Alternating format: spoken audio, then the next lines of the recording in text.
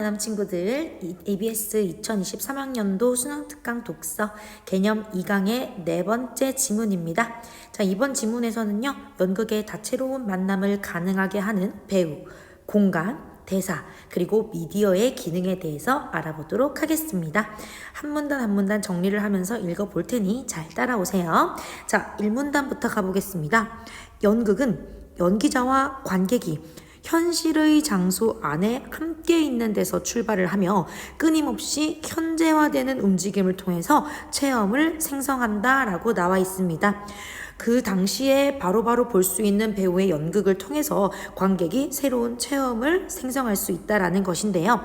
이와 같은 형장성은 연극이 근본적으로 배우와 관람자가 서로 얽혀 다양한 영향을 주고받으며 형성하는 공동의 체험임을 나타낸다라고 되어 있습니다. 자, 그러면 다시 한번 정리를 한번 해보면요. 연극의 특징 중에 현재화라는 것이 있어요. 연극이라는 것은 우리가 가서 보는 것이기 때문에 이런 현재화의 체험을 한다는 것인데, 이 현재화라는 것은 배우와 그 다음에 관객 사이에 공동 체험이라는 뜻이겠죠.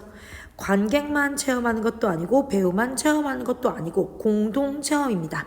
그리고 이 둘 사이에서는 상호작용이 이루어지고 있다라는 것입니다. 계속 가볼게요.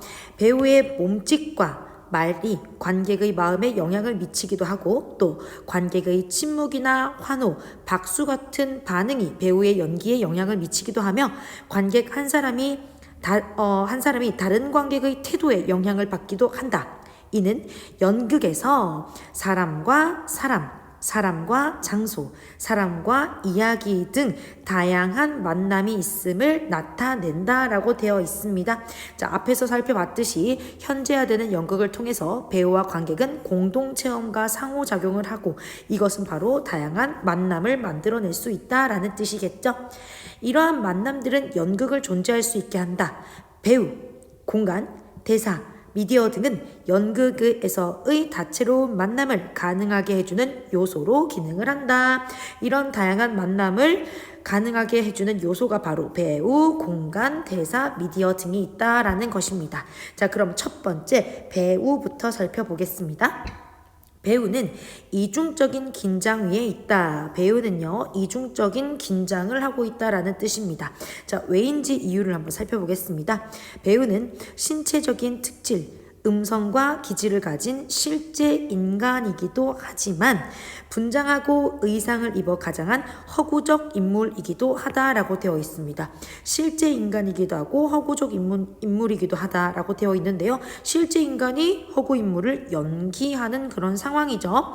자, 이런 상황에서 배우 안에서 이 두 차원이 맞물리게 되고 충돌이 일어나서 실제 인간과 허구적 인간의 충돌로 인해서 배우는 이중적인 긴장 위에 놓이게 되는 것이다. 이중적인 긴장 상태에서 배우는 실제 인간으로서 자신이 표현의 주체가 되어 자신을 표현 재료로 삼는다. 실제 인간인, 예를 들어서 연암 선생님, 연암 김나경이 연암 김크로의 연기를 한다라고 보시면 되겠죠? 이때 배우의 몸은 표현을 매개한다. 실제 인간이 허구적 인물을 표현하기 위해서 그 매개체가 되는 것이 바로 배우의 몸입니다.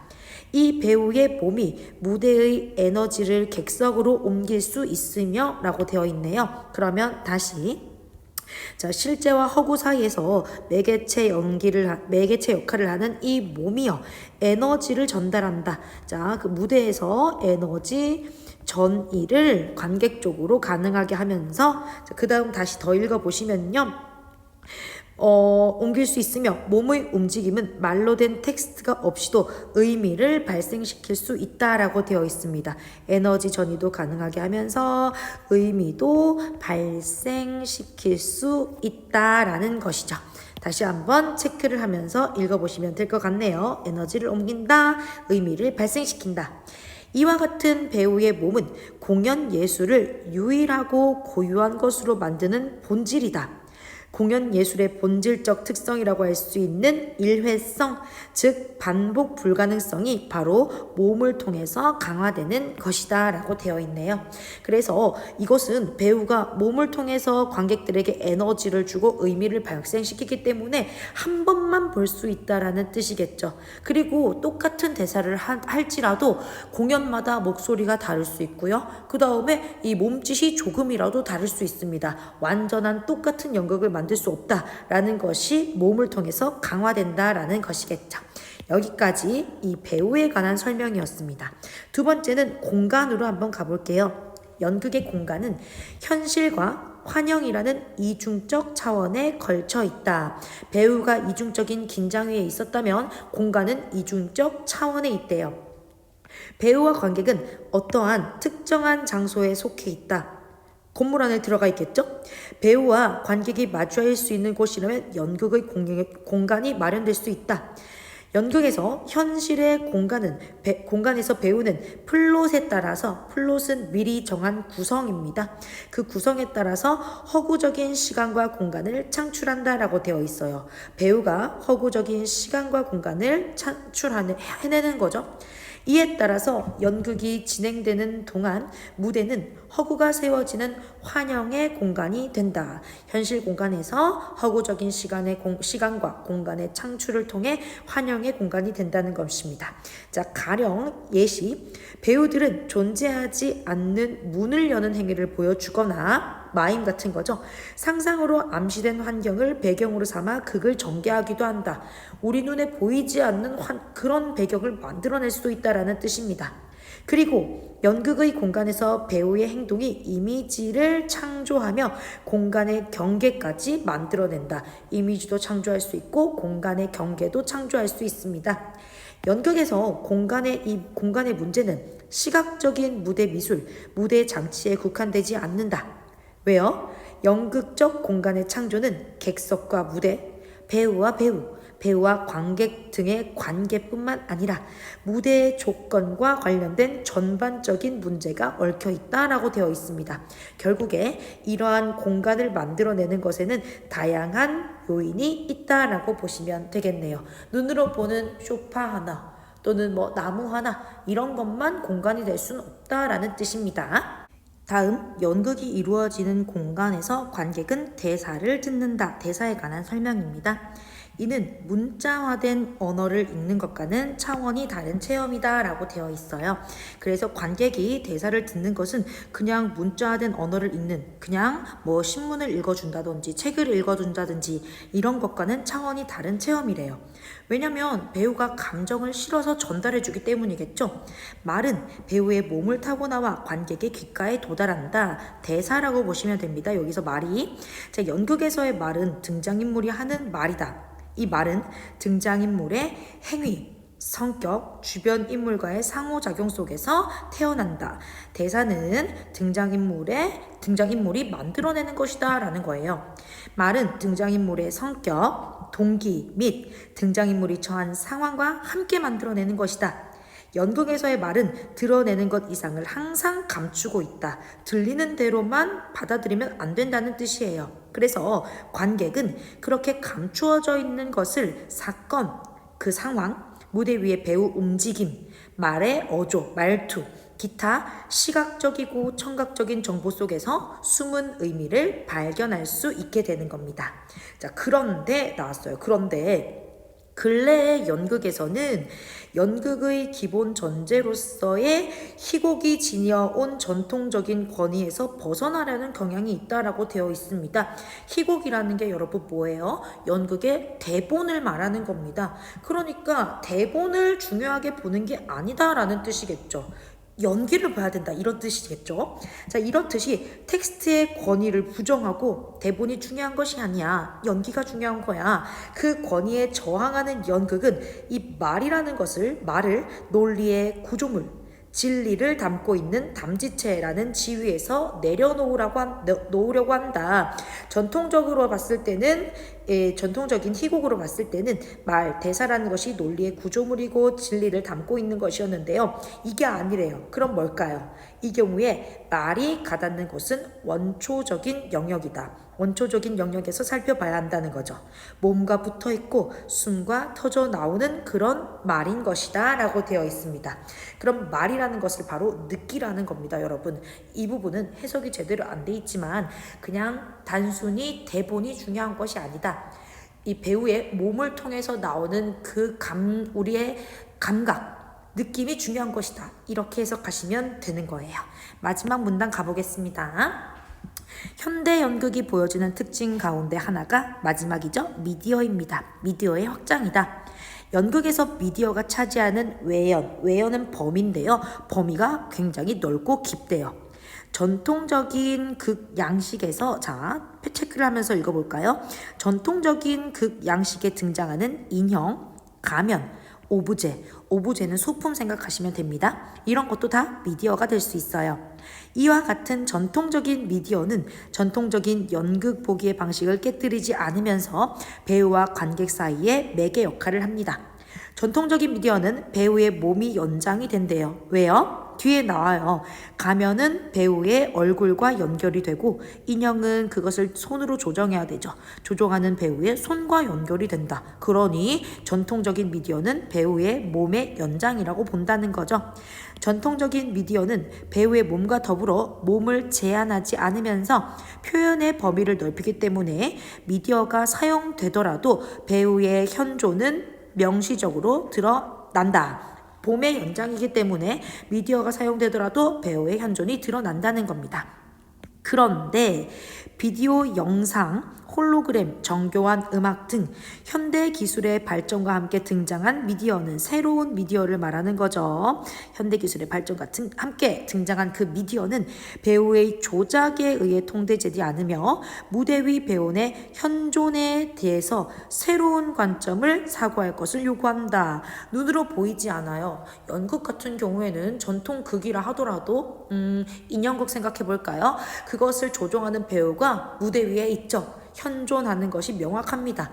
하지만 우리가 영화를 보러 갔을 때는요, 하나의 영상만 보기 때문에 우리 눈앞에 배우는 현존하지 않는다라는 뜻이죠. 다시 생각해 보라는 것입니다. 뒤에 읽어보시면 더 확실해져요. 가령 빛의 성질을 이용한 영상 미디어는 무대에 환영을 제시합니다. 이 환영은 무대 위의 배우의 현존을 불확실하게 만들기도 하지만 때로는 그 무대 위에 없는 배우를 대체하기도 한대요. 이는 관객의 지각 경험을 새로운 차원으로 넓혀줄 수 있는 것이다. 우리가 배우를 보지 않아도 새로운 경험을 할 수 있는 것이죠. 연극에서 미디어가 무대 위의 배우의 몸과 말의 파장을 넘어 자신의 의미를 창출할 수 있는 것임을 고려하면 이 새로운 미디어는 연극을 감상할 때 점점 더 중요하게 고려되어야 할 요소가 될 것이다. 여러분, 어때요? 마지막 문단에서는 현대 연극에서 나타나고 있는 이 미디어의 확장에 대해서 이야기를 해주며 마무리를 했습니다. 자, 조금 내용이 길었습니다. 문제는 2개밖에 없으니까 한번 살펴보겠습니다. 1번, 윗글의 내용에 부합하지 않는 것은 이라고 되어 있는데요. 첫 번째, 배우의 몸은 공연 예술의 본질적 특성인 일회성을 강화하는 데 기여할 수 있다. 본문에서 확인했었고요. 2번, 연극에서 배우는 행동을 통해서 가상의 이미지를 만들어서 공간의 경계도 설정할 수 있다. 본문에 있었죠? 3번, 연극에서 배우의 몸의 움직임은 말로 된 텍스트가 없어도 독자적인 의미를 나타낼 수 있다. 맞습니다, 여러분. 허공에서 하는 문을 여는 행위라든지 표정이라든지 이것만으로도 의미를 자아내는 것이죠. 4번, 배우의 움직임, 말의 어조 등은 연극의 대사가 이면에 감추고 있는 의미를 관객들이 파악하는 데 도움을 줄 수 있다. 이것도 역시 봤던 내용이고요. 정답 5번이겠네요. 배우의 몸을 연장하는 수단으로 사용된 전통적인 미디어는 무대 위에서 배우의 현존을 불확실하게 만든다. 너무 쉽네요, 여러분. 배우의 현실을 불확실하게 만드는 것이 아니라 명시적으로 드러낸다라고 위해서 읽었습니다. 정답은 1번.